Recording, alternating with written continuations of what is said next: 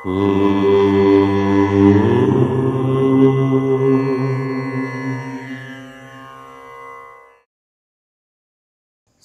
గణేశ శారదా దత్తాత్రేయ సద్గురు పరబ్రహ్మణే నమః. స్వధర్మ ప్రేక్షకులకు ముందుగానే ఆంగ్ల సంవత్సర శుభాకాంక్షలు, ఆశీస్సులు తెలియచేస్తూ, ఈ ఆంగ్ల సంవత్సరం 2025 జనవరి నెల ఎలా ఉండబోతోంది కన్యారాశి వారికి? కన్యారాశి వారు ఎటువంటి పరిహారాలు పాటించాలి? ఏ విధంగా ఉంటే కన్యారాశి వారికి బాగుంటుంది?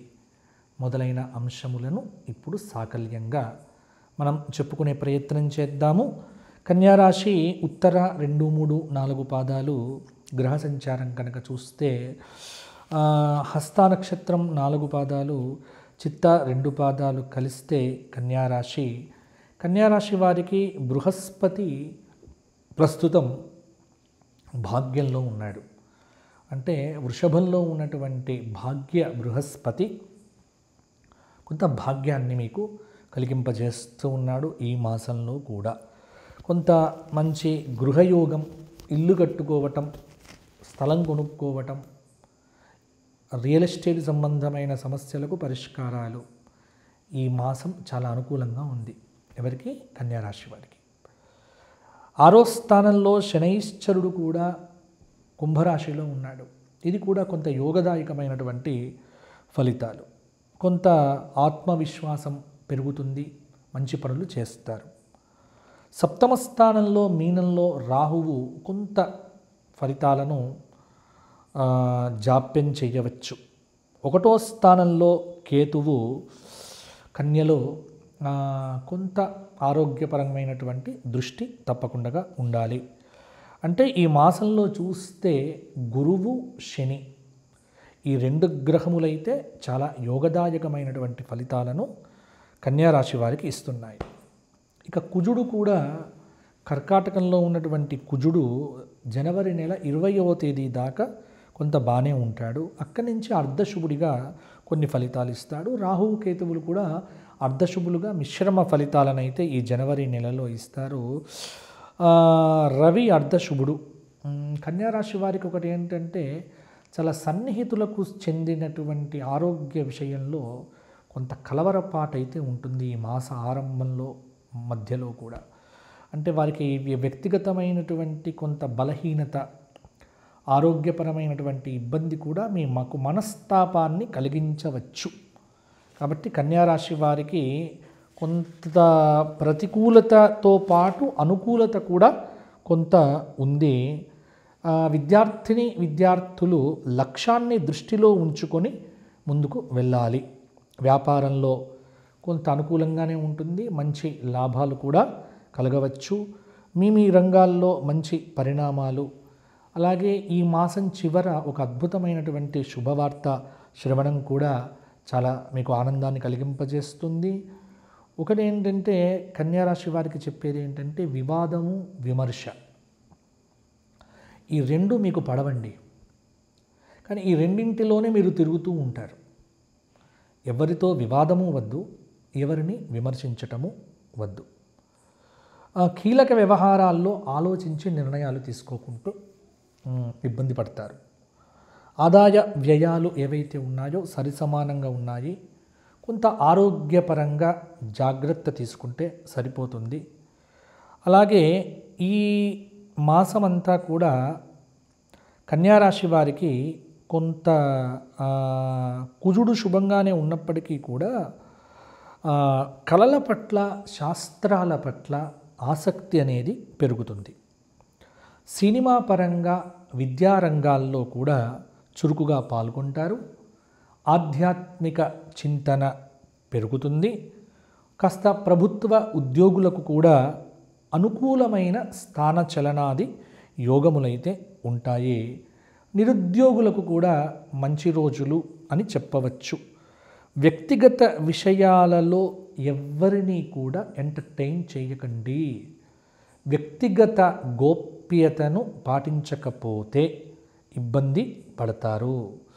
ఆరోగ్యపరంగా కొంత జనవరి 16 నుంచి 28వ తేదీ మధ్యలో ఆరోగ్యపరమైన అంశాలు అంటే కొంత పొట్ట సంబంధమైనటువంటి అనీజీ కావచ్చు, ఇవన్నీ కూడా అయ్యే ఆస్కారం ఉంది. కాబట్టి కొంత జాగ్రత్తగా ఉండమని ఆహార విహారాదుల్లో మార్పులు, కాబట్టి మంచి నిద్ర మొదలైనవి చూసుకోండి. ఇక మంచి ఫలితాలు కనుక చూసుకున్నట్లయితే విద్యార్థులకు విదేశీ సంబంధమైన అడ్మిషన్స్కు క్లియరెన్స్ వస్తుందండి. వీసా గ్యారంటీ వస్తుంది. అప్లై చేసుకుంటే విదేశాలకు వెళ్ళే అవకాశం కన్యారాశి వారికి అధికంగా ఉంది. వరుస విజయాలు సాధిస్తారు. ముఖ్యంగా బుధగ్రహ సంచారం మీకు కాస్త అనుకూలతను ఇస్తుందండి. ఎందుకంటే వృశ్చికంలో బుధుడు మీకు బాగానే మంచి అనుకూలతను ఇవ్వవచ్చు.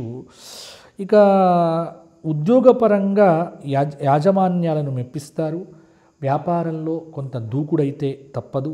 సమాజంలో గుర్తింపు లభిస్తుంది. గృహ వాహన యోగాలైతే ఖచ్చితంగా ఉన్నాయి.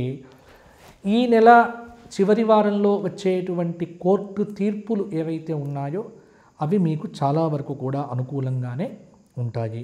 లక్ష్యాలు నెరవేరుతాయి. చేపట్టిన పనులన్నీ కూడా ప్రణాళికాబద్ధంగా పూర్తి చేస్తారు. ఉద్యోగపరంగా శుభ పరిణామాలు. అభివృద్ధికి సంబంధించిన వ్యవహారముల యందు తొందరపాటు పనికిరాదు.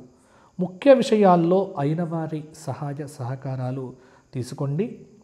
అలాగే వృత్తిపరంగా ఉద్యోగపరంగా మీకు మంచి గుర్తింపు అయితే లభిస్తుంది.